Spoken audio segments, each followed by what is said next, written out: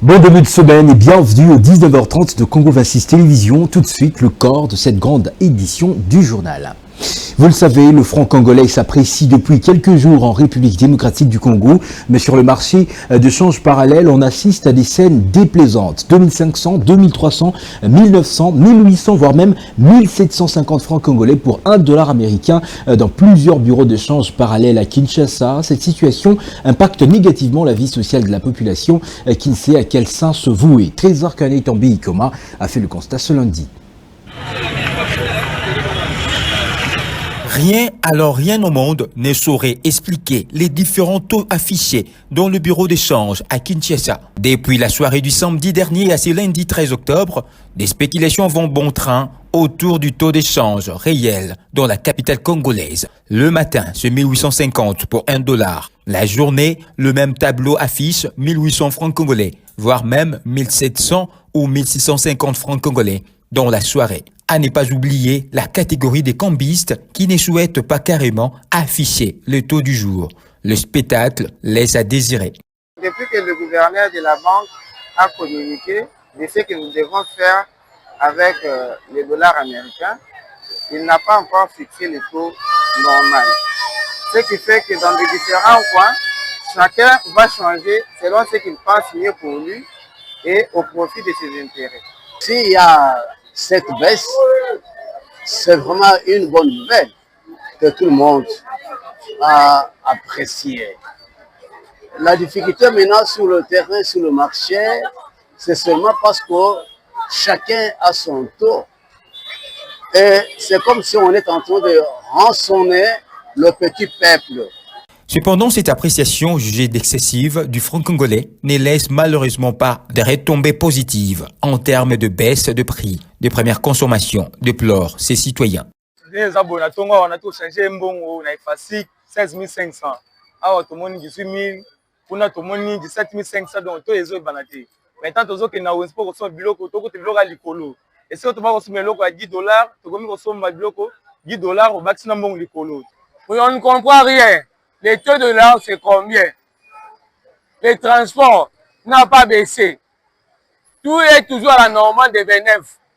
Pour ce Quinois, le gouverneur de la Banque centrale du Congo devrait régulièrement communiquer sur les différentes fluctuations du taux d'échange. Pour moi, normalement, il fallait que les gouverneurs de la Banque centrale puissent communiquer à la population congolaise quel est le taux officiel qu'ils nous ont fixé au niveau de la Banque centrale. À ce moment-là, chacun de nous doit savoir comment gérer sa situation. Cherchant à relever plusieurs défis auxquels elle fait face, la population de Kinshasa fonde son espoir sur une intervention et une communication permanente et urgente des autorités compétentes afin de barrer la route à toute initiative, loin de concourir à son bien-être. Plus d'une semaine après l'annonce du ministre de l'économie nationale, Daniel Mukoko Samba, sur la baisse du prix de 10% de carburant dans les zones ouest du pays suite à l'appréciation du franc congolais, quel impact réel sur le tarif de transport en commun à Kinshasa? Repense dans ce reportage de Daniel Mouindaya et Célestin Kalombo Kabeya. Malgré la baisse du prix du litre à la pompe, telle que décidée par le gouvernement de la République, les retombées positives demeurent loin d'être ressenties dans le secteur des transports en commun, à Kinshasa principalement. Ceci, malgré la chute du dollar américain sur le marché d'échange. Appelés à donner de la voix, certains conducteurs font noter que la modification de la grille tarifaire des transports en commun ne tient pas compte seulement du prix du carburant, mais de plusieurs enjeux, entre autres. La réalité, il y a beaucoup de réalités, les embouteillages, l'état de nos routes, mais à cette allure, nous allons revoir nos tarifs. Présentement, des Gomez jusqu'à Kinshasa Niasuka, c'est à 2000 francs. Le prix du transport en commun devrait suivre la même courbe que le prix des biens et services pour équilibrer le social de la population. Avant, on achetait, quand on a $10, à 28 500, on pouvait s'octroyer 9 litres. Mais aujourd'hui, quand on a $10, on a 7 litres.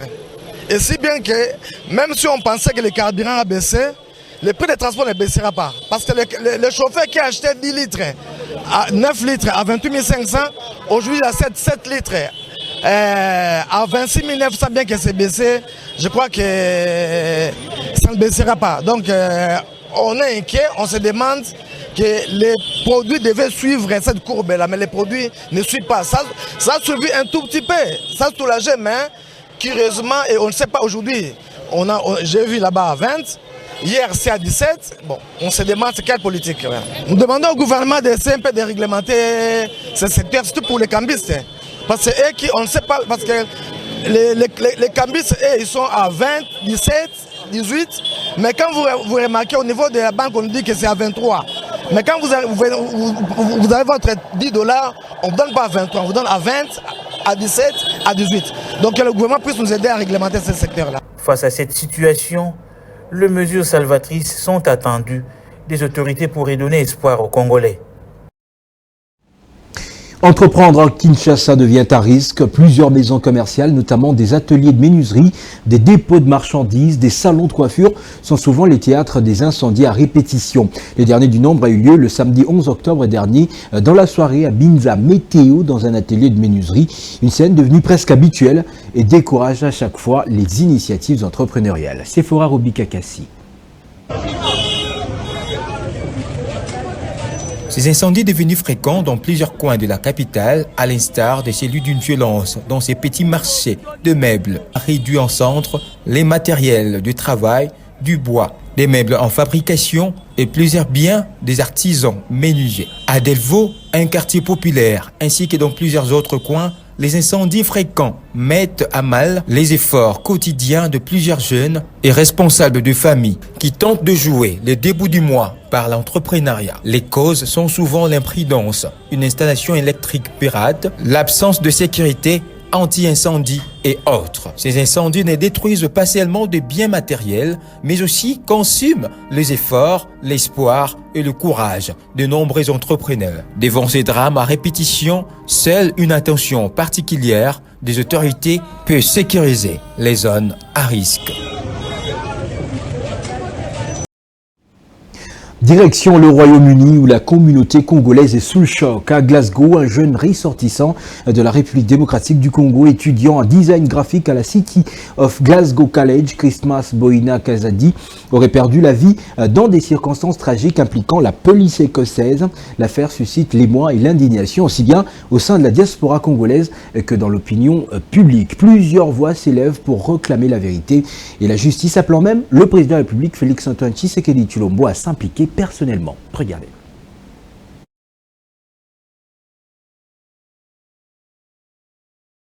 C'est une tragédie qui bouleverse la communauté congolaise du Royaume-Uni. Le fait se déroule à Glasgow, où un jeune étudiant congolais identifié Christmas Boina Kazadi, 19 ans, a été retrouvé mort dans des conditions mystérieuses. Étudiant en graphic design à la City of Glasgow College et assistant d'un cabinet d'avocats, Christmas menait une vie bien remplie, entre études et projets numériques. La veille du drame, il avait échangé avec sa mère à Kinshasa et son frère à Londres. Rien selon eux ne présageait sa mort. Selon la police écossaise, le jeune se serait suicidé, retrouvé pendu chez lui. Mais de nombreuses zones d'ombre entourent cette version. Aucune photo de la scène, aucune caméra de surveillance et aucune trace d'intervention médicale n'a été relevée.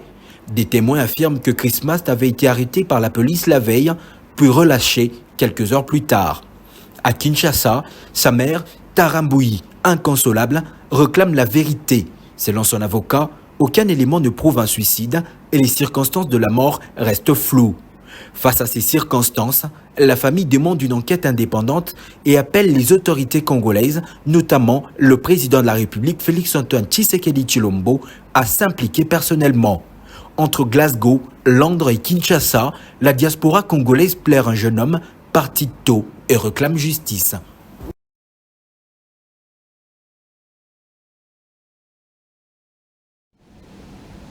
Au Cameroun, alors que le président Paul Biya vise un 8e mandat après plus de 40 ans passés au pouvoir, l'organisation de l'élection présidentielle organisée ce lundi 13 octobre 2025 est vivement critiquée. De l'exclusion l'opposant politique majeur à la mise sur les institutions électorales, de nombreux Camerounais s'interrogent. Ce scrutin serait-il un simulacre plutôt qu'un véritable choix démocratique? Merdi Mirindi Moulangala.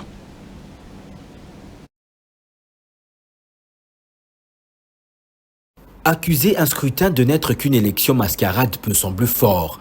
Mais dans le contexte camerounais, les critiques sont multiples et documentées. D'abord, l'exclusion de Maurice Kamto, figure emblématique de l'opposition par les instances électorales, a jeté un doute sur l'équité du jeu politique. Ensuite, plusieurs voix soulignent que la supervision indépendante de l'élection est largement contrôlée par des institutions proches du pouvoir. Enfin, l'argument du statu quo, renforcer le maintien en place d'un régime vieillissant plutôt que d'offrir un vrai renouvellement, pèse lourd dans l'esprit de nombreux électeurs camerounais. Surtout les plus jeunes qui voient cette présidentielle comme une configuration d'un système rigide, non une opportunité de changement. Cela ne veut pas dire que tout est figé, la défiance grandit et l'opposition tente de mobiliser, mais sur un terrain inégal. À défaut d'une compétition saine, toute victoire, même chèrement acquise, manquera de légitimité aux yeux d'une partie de la population.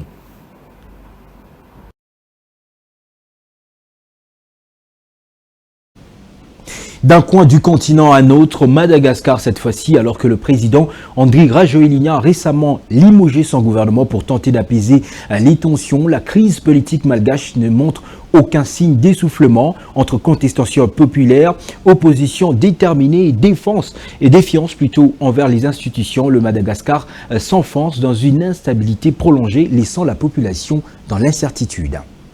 Face à la pression populaire, le président Andry Rajoelina a annoncé la révocation de son premier ministre et tout son gouvernement, promettant un nouveau départ.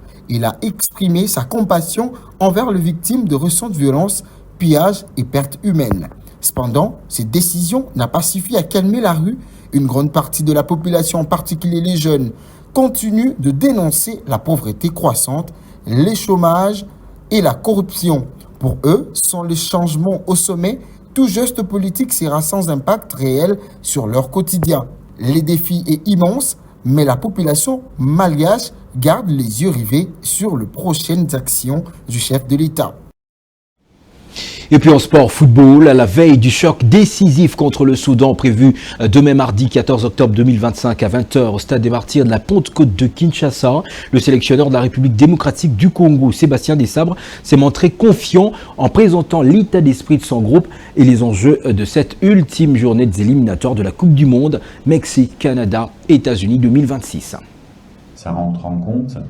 La deuxième question, c'était au niveau des attaquants. Alors, je dirais que ce match, pour moi, était un peu particulier. Vous étiez pas au Togo. Non, voilà. Le terrain était très compliqué. C'était à 13h. On avait mis quelque chose en place pour pouvoir être d'abord assez solide et profiter de la densité à l'intérieur du jeu, puisqu'on avait aligné qu'ils peuvent être alignés d'entrée de main sur le poste d'attaquant, que ce soit à 2 attaquants ou à 1 ou à 3 attaquants. On a notre destin entre nos mains, donc bien sûr qu'on continue à croire. On fait une bonne campagne de qualification. Hein. À 24 heures de la rencontre entre la République démocratique du Congo et le Soudan, prévue ce mardi 14 octobre au stade des Martyrs de la Pentecôte de Kinshasa, Massar Kamba, coach mental et psychologue, lance un appel de soutien aux léopards de la RDC encore dans la course pour la qualification mondiale 2026. Dans son message, il a félicité les fauves congolais pour leur prouesse durant ces éliminatoires et les a encouragés à consolider également leur mental pour ce dernier match décisif. Suivez. Je vous félicite pour les grands matchs que vous avez joués au Togo. Vous savez, chaque match que vous jouez maintenant est considéré comme une finale. La finale se gagne, la finale ne se joue pas. Je vous félicite encore de plus pour avoir fait un parcours élogieux dans une poule où on a vraiment de très bonnes équipes où chaque équipe a développé son jeu et vraiment vous vous êtes distingué pour avoir glané des points qui ont fait à ce que vous soyez là où vous êtes aujourd'hui au classement partiel. Voilà le dernier match aujourd'hui. C'est un très beau match, un match auquel vous devez beaucoup avoir confiance, un match qui doit vous permettre de se classer parmi le meilleur deuxième et continuer avec la compétition. Les gars, c'est ainsi qu'aujourd'hui, vous devez prendre les choses en main.